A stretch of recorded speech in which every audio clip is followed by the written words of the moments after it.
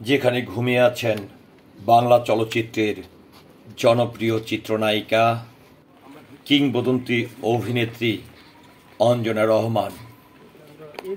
গত 4 জানুয়ারি 2025-এ তিনি পৃথিবীর মায়া ত্যাগ করে চলে যান।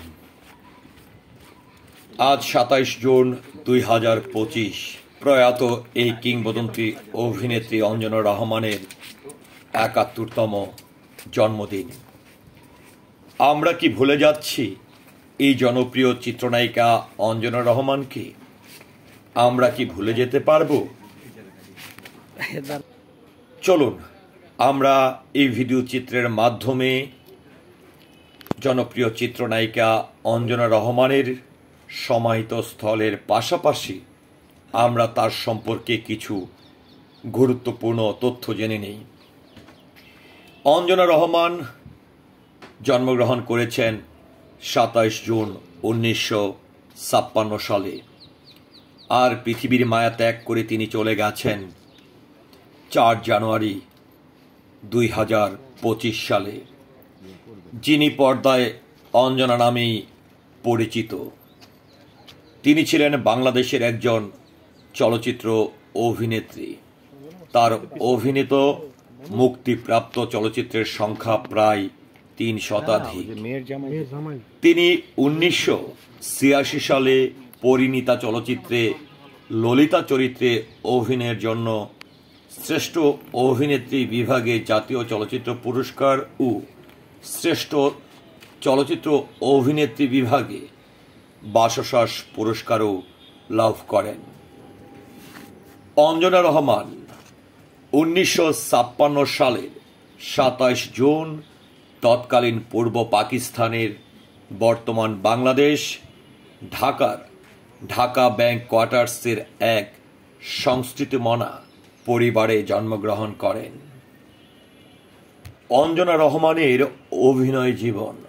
চলচ্চিত্র জগতে আসার আগে তিনি একজন নামী নৃত্যশিল্পী ছিলেন।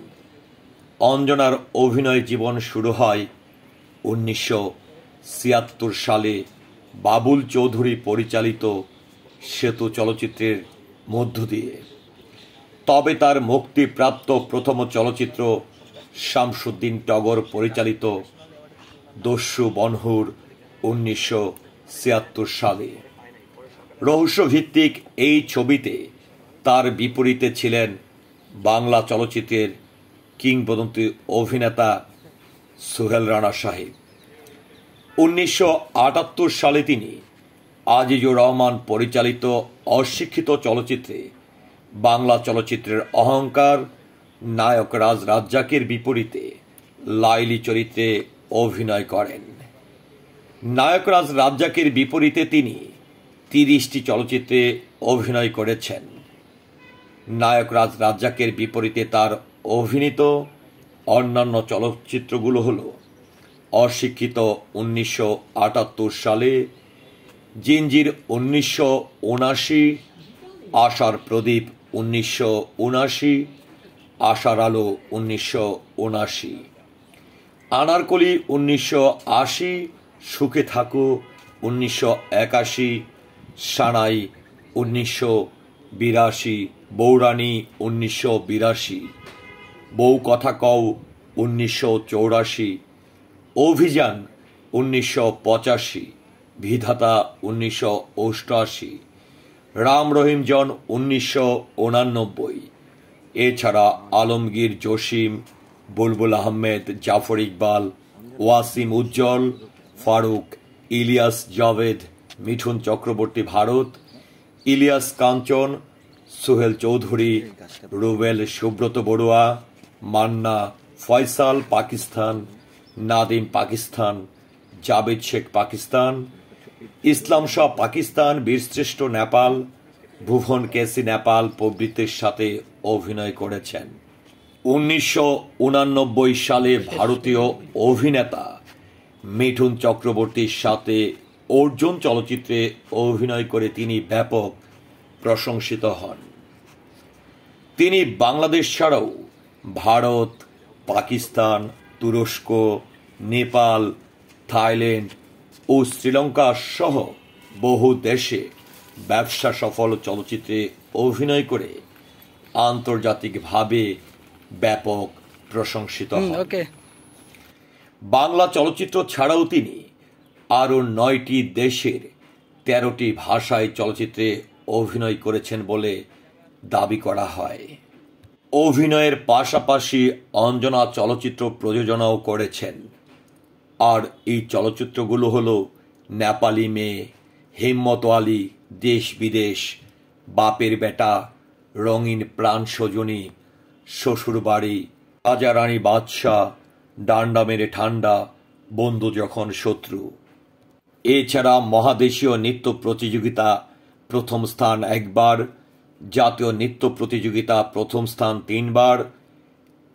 তিনি রাষ্ট্রীয় ও আন্তর্জাতিক অসংখ্য পুরস্কার সহ বিভিন্ন সামাজিক ও সাংস্কৃতিক সংগঠনের বহু পুরস্কারেও ভূষিত হন।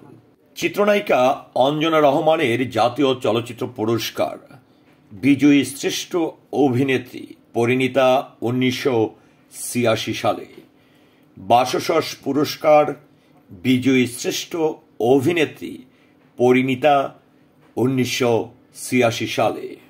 সদা হাস্যোজ্জ্বল এই জনপ্রিয় অভিনেত্রী সকলের কাছে এমনই একজন জনপ্রিয় মানুষ ছিলেন, জনপ্রিয় অভিনেত্রী ছিলেন। কখনো কারো দুঃখে সুখে, যে কোনো সমস্যায়, সাংগঠনিক কাজে, চলচ্চিত্র শিল্পী সমিতির কাজে, সর্বক্ষেত্রে একজন নিবেদিত অভিনেত্রী, নিবেদিত একজন নারী হিসাবে তিনি এগিয়ে আসতেন। অঞ্জনা রহমানকে কোনোভাবেই ভোলা যাবে না। অঞ্জনা রহমানের সেই গানটির কথা নিশ্চয়ই আপনাদের মনে আছে।